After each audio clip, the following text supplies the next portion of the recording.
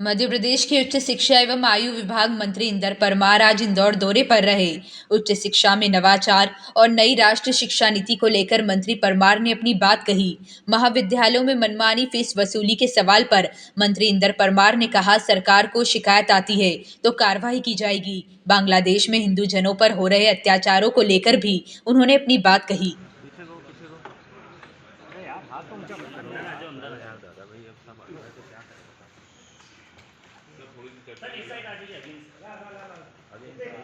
जी भी आए थे, उन्होंने एचआई का फॉर्मूला दिया है सभी को। देखिए,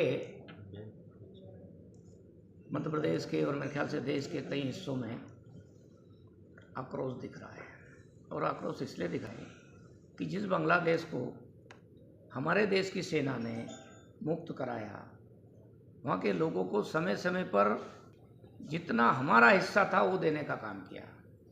आज वही लोग जो वहाँ के हिंदू हैं, सनातनी हैं, उन पर अत्याचार करने पर उतारू हो गए। उनके मंदिर तोड़े जा रहे हैं, उनकी बहन बेटियों की इज्जत लूटी जा रही है।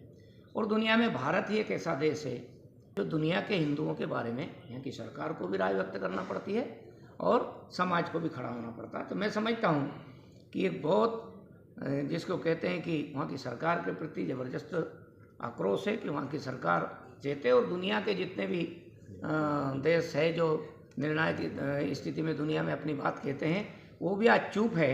उन पर भी एक भारत की तरफ से बड़ा संदेश जाए कि जनता ये चाहती है कि बड़े देश या संयुक्त राष्ट्र संघ वहाँ हस्तक्षेप करे और वहाँ के हिंदुओं को न्याय दिलाने का काम करे। किरण शास्त्री जी ने एचआई का फॉर्मूला दिया है। वो किरण शास्त्री जी से पूछना पड़ेगा। करें तो क्या शिक्षा नीति में या फिर इस तरीके से करा जाएगा क्या हिंदू? देखिए, जो धार्मिक नेता है, धार्मिक संत महात्मा है, अपना दर्शन है, और वो दुनिया में जो घटनाएं हो रही है उन घटनाओं के परिप्रेक्ष्य में भी आज इकट्ठे हो रहे हैं, विशेषकर बांग्लादेश के संदर्भ में। भारतीय जहाँ सभ्यता है, जहाँ विरासत है, उन लोगों पर जिस प्रकार से हमले हो रहे हैं, आक्रमण हो रहे हैं, मंदिर तोड़े जा रहे हैं, इसलिए स्वाभाविक है कि भारत का संत समाज भी उससे चिंतित है। वही अपनी चिंता व्यक्त कर रहा है। जहाँ तक रहा सवाल शिक्षा नीति का, शिक्षा नीति भारतीय ज्ञान परंपरा को सम्मिलित करने के पक्ष में है।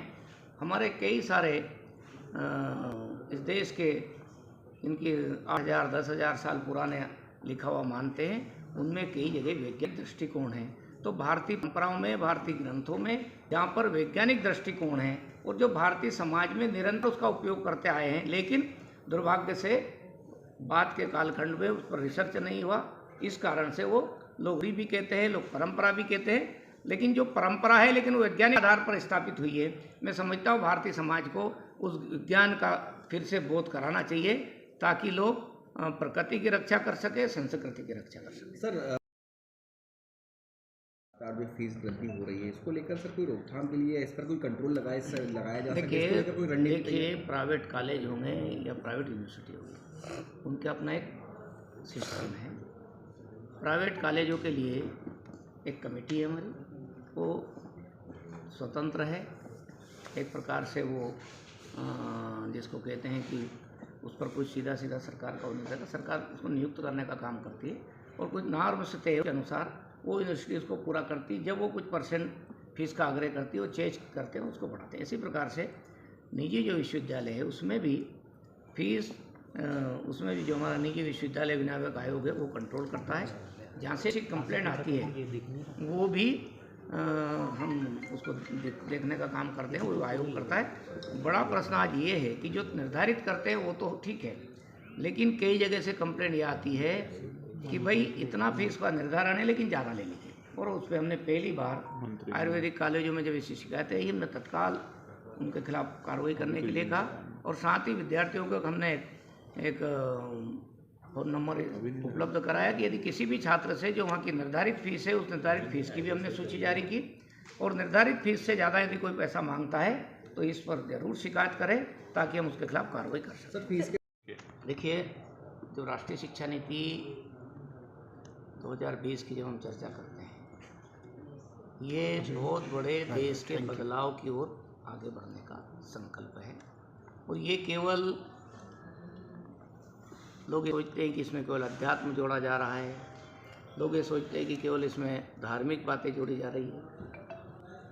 इस संपूर्ण शिक्षा व्यवस्था में जो परिवर्तन हो रहा है वो गुणवत्तापूर्ण शिक्षा का भी हो रहा है, और भारतीय समाज में जो वैज्ञानिक दृष्टिकोण रहा है जिसको अभी तक विद्यार्थियों तक नहीं पहुंचने दिया, उन सब चीज़ों पर अध्ययन करते हुए एक्सपर्ट लोग, एक कमेटी होती है, केंद्रीय अध्ययन दल होता है, वो पूरी रिपोर्ट तैयार करके वो पाठ्यक्रम बनाने का काम कर रहे हैं।